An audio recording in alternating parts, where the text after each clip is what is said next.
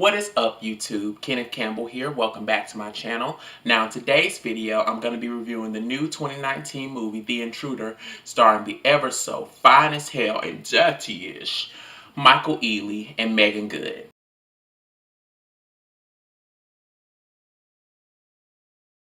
And also, I'm going to be reviewing the 2016 movie called The Shallows, starring Blake Lively of Gossip Girls. And fun fact about the Gossip Girls, they had said Blake Lively's character, I forgot what her character was on that show, but I remember her character and Leighton Meester's character, Blair Walter, they had said they were enemies on the show. Like, their two characters were enemies on the show, but turns out in real life they were friends. Like, that's just a fun fact I just want to share with y'all. But anyways, let's get into this video. Now, The Intruder, I would show y'all a trailer. I would put it in this video, a trailer as to what the movie's about, but unfortunately YouTube has strict copyright rules and I don't want my video to get copyrighted or anything, so I'm just going to link it in the description box down below. So, as well as the trailer to The Shallows too. So, The Intruder is basically about Michael Ealy's character. I forgot his name on the movie. And, no. Let me see what his name was. No, I didn't forget. I know what it is. It's about Michael Ealy's character, Scott, and his wife on the show, Megan Good show. It's about Michael Ealy's character, Scott, and his wife on the movie, Annie. They basically move into this house that's located in the country and stuff like that. And basically, there's this guy, Dennis Quaid, I think that's his name. Dennis Quaid's character, named Charlie. They basically move into this house that's located in the country. And Dennis Quaid's character, Charlie, he basically has like a weird obsession with the house, and he claims, quotes around, claims that his wife died in the house of cancer, but turns out he basically talked her into committing suicide. And basically he just can't let the house go and stuff like that. And he basically like stalks them and harasses them and basically tries to push up on Scott's wife and stuff like that. And in the end, he breaks into their house and stuff like that and basically like tries to kind of, you know, have sex with Megan Good's character and stuff like that. And basically him and Michael Ealy's character, they get in a scuffle and stuff like that, in which Michael Ealy's character, he basically takes Charlie's shotgun and shoots him in the face, and the movie goes off. Like, it is a damn good movie. A damn good movie. But I'm basically going to tell y'all step by step as to what happened. And if I leave out some steps, I'm sorry. But I remember it starts out in the beginning. Michael Ealy's character, I forgot what he does, but he works at a law firm, and Annie, which is Megan Good's character, she basically writes for like, she's basically like a writer for like for women's rights or something, or Black Lives Matter or something. And she's basically like a journalist or something like that.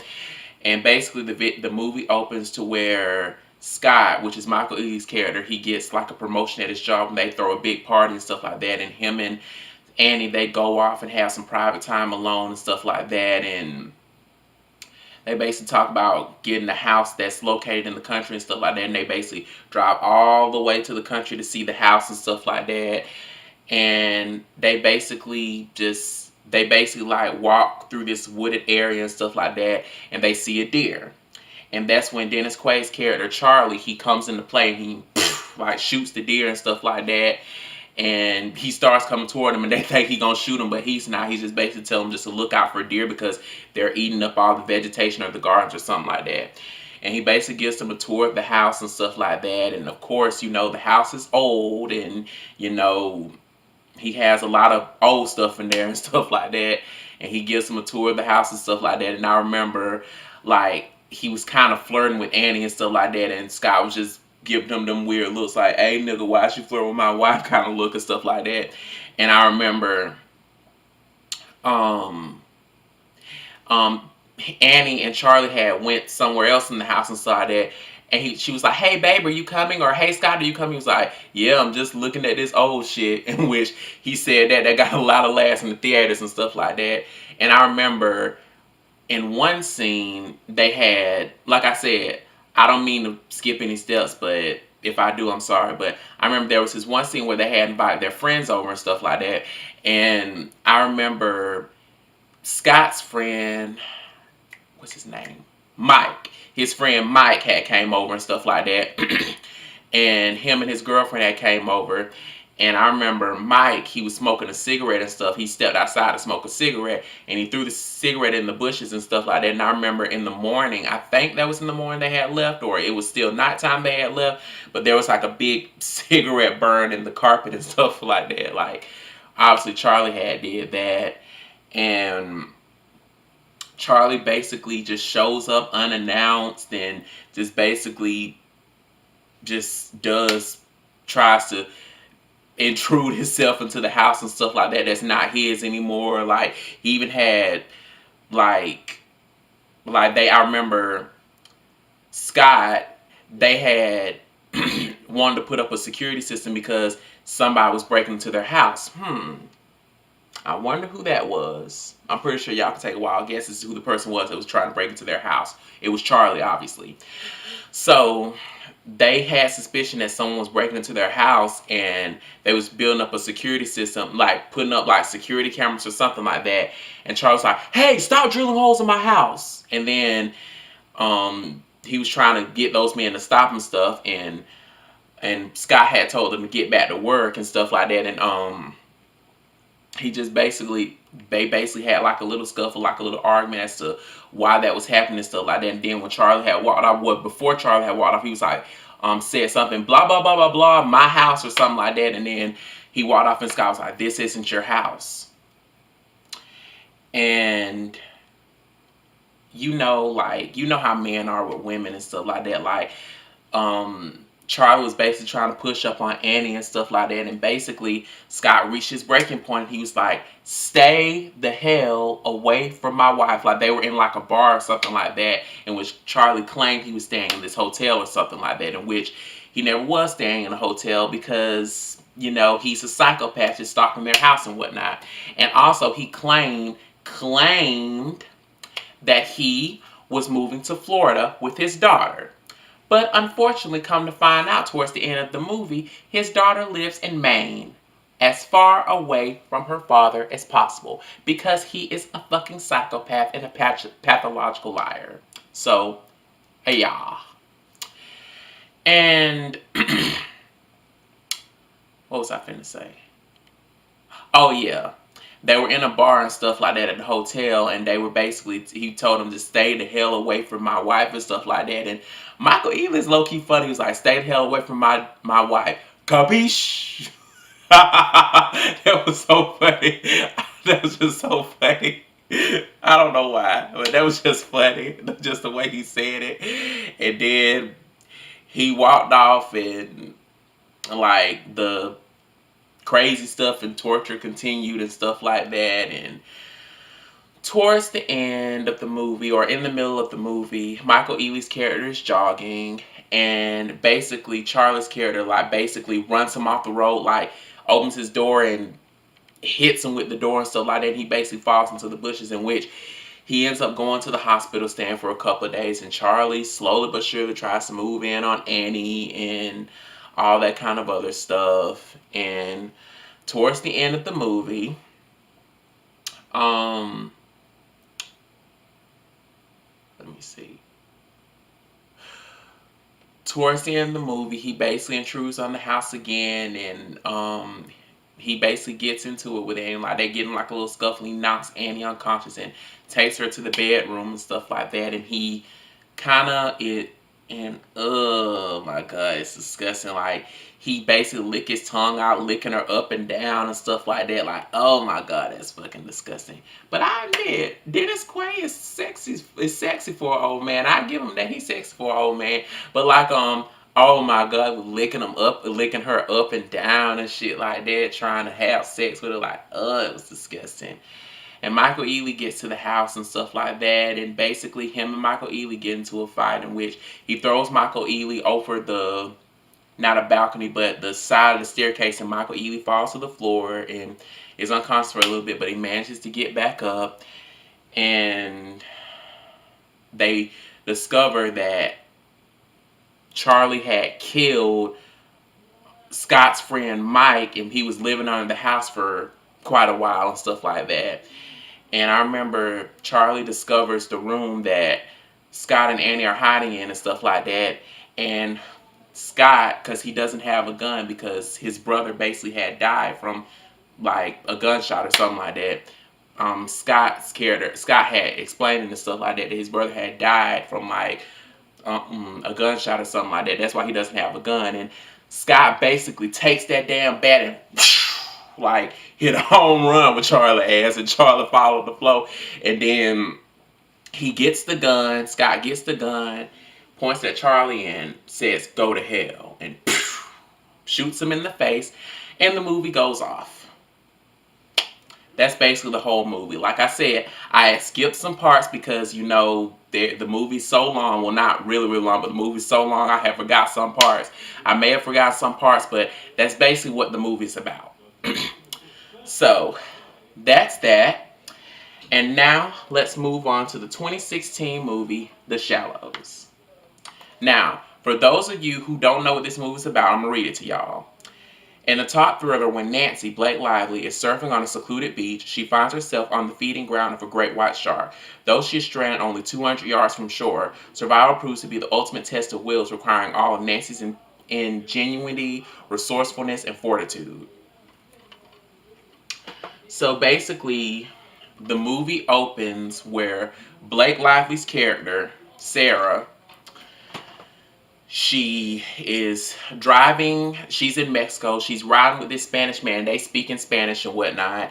And basically, she basically tells him like why she really wants to come to that beach, because I think she said that's the beach her mother was pregnant with her at and stuff like that. And she wanted to go to the beach, and she arrives to the beach, and before she gets in the water, she video chats with her sister, and they video chat for a while and stuff like that. And she ends up changing to her surfing gear, and she goes out and starts surfing the waves with two other Spanish guys. And like, I have to say, she looks damn sure sexy doing it. Like, oh my gosh. Blake Lively, girl, if you are watching this, I want to start surfing, girl. Take me with you. Like, if you going to the beach anytime soon, bitch, take me with you, honey. Because I want to start surfing now, thanks to her. But yeah. But yeah. Like, she basically starts surfing and stuff like that. And like, oh my God, it is so amazing. The water at that beach was so beautiful. Oh my God. Like, the big waves went up. She was surfing. Like, oh my God. It was awesome, awesome, awesome. And they surf for quite a long while and stuff like that, until like she goes back on the beach and she basically relaxes and stuff like that. And like the two other Spanish guys, they started to leave, and she was like, and they asked her like, "Do you want to come with us?" And she was like, "No, I think I'm gonna catch my last one." And she ends up going back in the water, catching her last wave, and and doing so, she ends up encountering the great white shark. As I read on the back of that box, she ends up encountering a great white shark. Not at first. She basically sees like a fin sticking up in the water, kind of like a shark fin, but it ends up being a dolphin, and she basically swims with the dolphins for a little bit. And eventually she ends up encountering the great white shark, and like, he basically tries to chase her and stuff like that. And she stumbles upon this whale that the shark killed. Like, it's basically floating up, not doing anything. It's basically a dead whale in the water. And she gets on the whale.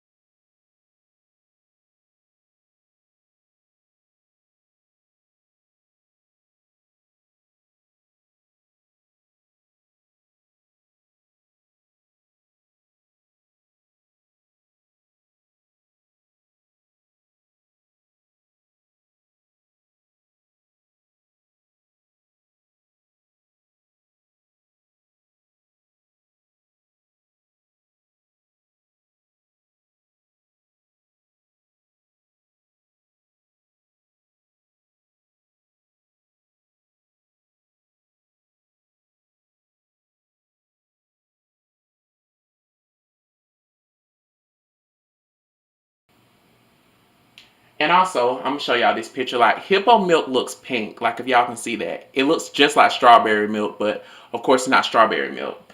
And it says hippo's milk is bright pink. The reason is that the hippo secretes two kinds of unique acids called hyposidoric acid and norhyposidoric acid. In milking hippo, the two acids get combined with the white milk, and thus pink colored milk is ejected.